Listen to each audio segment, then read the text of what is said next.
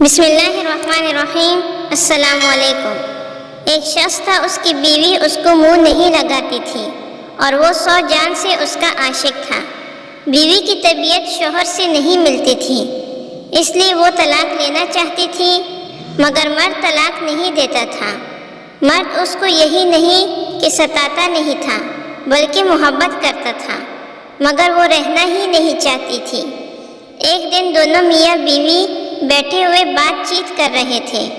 بیوی کچھ کہہ رہی تھی، مرد نے بھی کوئی جملہ کہا، بس وہ چپ ہو کر بیٹھ گئی۔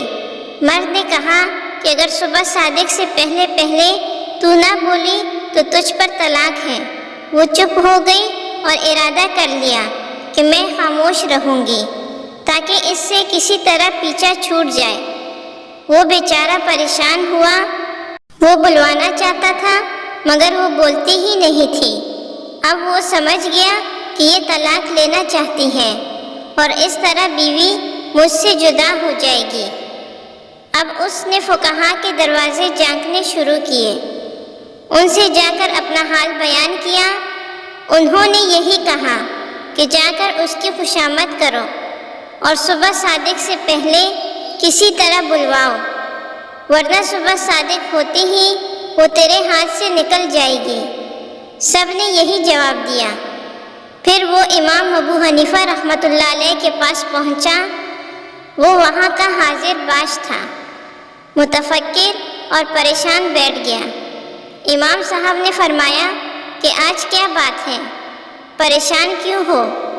اس نے کہا کہ حضرت، واقعہ یہ ہے کہ بیوی سے میں نے کہہ دیا کہ تو اگر صبح صادق تک نہ بولی تو تجھ پر طلاق۔ اب وہ خاموش ہو کر بیٹھ گئی ہے۔ امام ابو حنیفہ رحمۃ اللہ علیہ نے فرمایا کہ طلاق نہیں پڑے گی، مطمئن رہیے۔ اب وہ مطمئن ہو کر آ گیا۔ فقہا نے امام صاحب پر تان شروع کیا کہ ابو حنیفہ رحمۃ اللہ علیہ حرام کو حلال بتانا چاہتے ہیں۔ ایک صریح حکم ہے، اس کو کہہ دیا کہ طلاق نہیں پڑے گی۔ امام صاحب نے یہ کیا کہ صبح صادق میں جب آدھا گھنٹہ رہ گیا تو مسجد میں جا کر زور سے تہجد کی اذان دینا شروع کر دی۔ اس عورت نے جب اذان کی آواز سنی تو سمجھی کہ صبح صادق ہو گئی، بس بول پڑی اور کہنے لگی، صبح صادق ہو گئی، میں مطلقہ ہو گئی، اب تیرے پاس نہیں رہوں گی۔ جب تحقیق کیا تو معلوم ہوا کہ صبح صادق نہیں ہوئی، وہ تہجد کی اذان تھی۔ لوگ قائل ہو گئے کہ واقعی امام صاحب فقیہ بھی ہیں اور مدبر بھی۔ ایک مرتبہ ایک گھر میں چوری ہوئی اور چور اسی محلے کے تھے۔ چوروں نے گھر والے کو پکڑا اور زبردستی حلف لیا کہ اگر تو کسی کو ہمارا پتہ بتلائے گا تو تیری بیوی پر طلاق۔ اس بیچارے نے مجبوراً طلاق کا حلف لیا۔ وہ چور اس کا سارا سامان لے کر چلے گئے۔ اب وہ بہت پریشان ہوا کہ اگر میں چوروں کا پتہ بتلاتا ہوں تو مال تو مل جائے گا مگر بیوی ہاتھ سے نکل جائے گی، اور اگر پتہ نہیں بتلاتا ہوں تو بیوی تو رہے گی مگر سارا گھر خالی ہو جاتا ہے، تو مال اور بیوی میں تقابل پڑ گیا، یا تو مال رکھے یا بیوی رکھے، اور کسی سے کہہ بھی نہیں سکتا تھا کیونکہ وہ عہد کر چکا تھا۔ پھر امام صاحب رحمۃ اللہ علیہ کی مجلس میں حاضر ہوا اور وہ بہت غمگین، اداس اور پریشان تھا۔ امام صاحب رحمۃ اللہ علیہ نے فرمایا کہ آج تم بہت اداس ہو، کیا بات ہے؟ اس نے کہا، حضرت میں کہہ بھی نہیں سکتا۔ فرمایا کچھ تو کہو۔ اس نے کہا کہ حضرت اگر ہم نے کہا تو نہ جانے کیا ہو جائے گا۔ پھر فرمایا کہ اجمالاً کہو۔ تو اس نے کہا کہ حضرت چوری ہو گئی ہے، میں نے عہد کر لیا ہے کہ اگر میں نے ان چوروں کا پتہ کسی کو بتلایا تو بیوی پر طلاق۔